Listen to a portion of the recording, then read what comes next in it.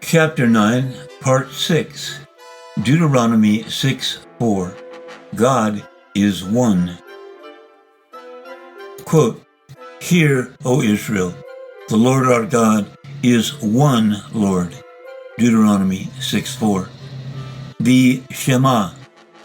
We have seen that beginning in Babylon, moving to Hindu and Egyptian theology, and finally to the Greco-Roman philosophy of Plato, plural gods, often in triune form, have been one of the persistent and prevalent precepts of paganism. The biblical repudiation of this polytheistic paradigm is found in the 4th verse of the 6th chapter of the Old Testament book of Deuteronomy. It is commonly referred to as the Shema, S-H-E-M-A, because it begins with the Hebrew words Shema Israel, hear, O Israel. The original Hebrew invoked the biblically revealed name of God, Jehovah or Yahweh. In the centuries preceding the birth of Jesus, however, the word Lord, Hebrew, Adonai, A-D-O-N-A-I, a title for one in a position of authority, and in this form, used only of Jehovah throughout the Old Testament, was substituted for God's name in the text.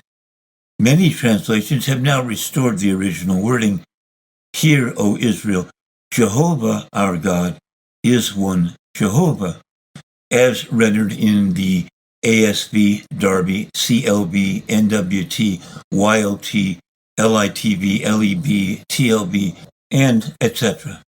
Quote, "Neither Jesus nor his followers intended to contradict the Shema." The New Encyclopedia Britannica, 1976. The Shema is considered to be the primary biblical proclamation of God's identity, the single most significant revelation by which Judeo-Christianity is distinguished from the polytheism which preceded it. As pointed out earlier, quote, "Faith in the oneness of God was the Jews' and Christians' characteristic mark of distinction over against paganism." Encyclopedia Britannica, 1979. What did Jesus think about the Shema? Jesus emphasized the importance of the Shema in Mark 12:28 through 32. A Jewish scribe had come to him asking, quote, "Which is the first, most important, commandment?" Jesus responded, "The first of all the commandments is, Hear, O Israel, the Lord our God, the Lord is one." Alternate translation is one Lord. The scribe answered, "Thou hast said the truth, for there is one God, and there is none other than He." God is three? Note that the Shema does not say God is three, nor did the scribe say none other than they. God is presented throughout the Bible as He, not they, a single monopersonal being. And yet, Trinitarianism insists the wording of the Shema indicates that Judaism and Jesus himself understood there to be more than one person within the being of God. Given the importance of an accurate understanding of the Shema, Volume 2 of this work, The False Arguments of Trinitarianism, will deal exhaustively and persuasively with that misrepresentation of its meaning. For the purposes of our current chapter, we need only recognize that such arguments contradict Scripture and are based upon faulty reasoning. Let's briefly consider a couple of those arguments. The three persons in one being fallacy. In his article, A Brief Definition of the Trinity, Trinity apologist Dr. James White states that God is, quote, one being shared by three persons. Alpha and Omega Ministry.org, Trinity definition. This idea is espoused by most forms of Trinitarianism. Dr. White goes on to say, it would be a contradiction, obviously, to say that there are three beings within one being, or three persons within one person. Yes, Dr. White, that certainly would be a contradiction, and yet this is exactly what one being shared by three persons means. Consider, a being is, quote, one who lives, Webster's New World College Dictionary. All three persons of the Trinity are alive, so by definition, each is a being, and God himself is commonly titled the Supreme Being.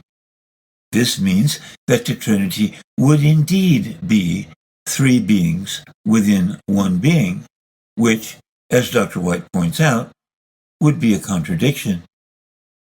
A person is, quote, a feeling, thinking, and acting being. God is always regarded as a person. International Standard Bible Encyclopedia.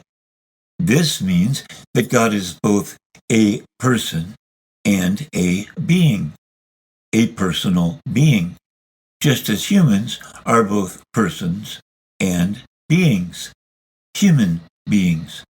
Now, according to Trinitarianism, each individual member of the Trinity is a person.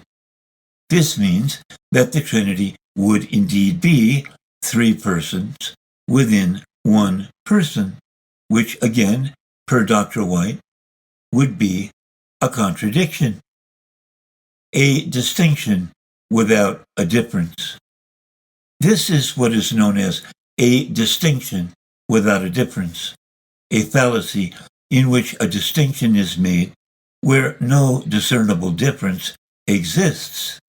God is both a person and a being, as are each of the three members of the Trinity. Creating a distinction without a difference between person and being is a blatant and illegitimate attempt on the part of Trinitarianism to confuse the issue. The compound unity fallacy. The Hebrew for one in the Shema is echad, E-C-H-A-D, Strong's Hebrew Dictionary, number 259.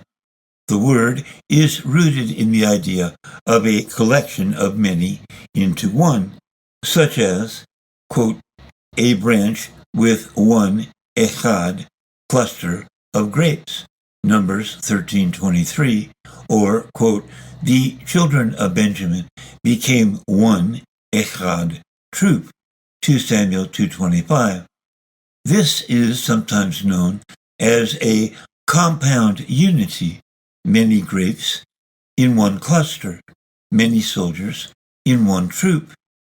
Trinitarianism insists that echad in the Shema means that God is a compound unity, three persons compounded into one God. There is, however, a glaring error in this position. None of the grapes by itself is a cluster. They only form a cluster when they unite. None of the children of Benjamin by themselves is a troop. They only form a troop when they unite. The same principle would hold true in the Shema.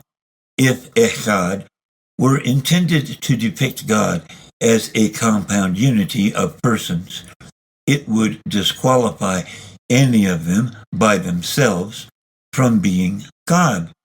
They would only form God when they united.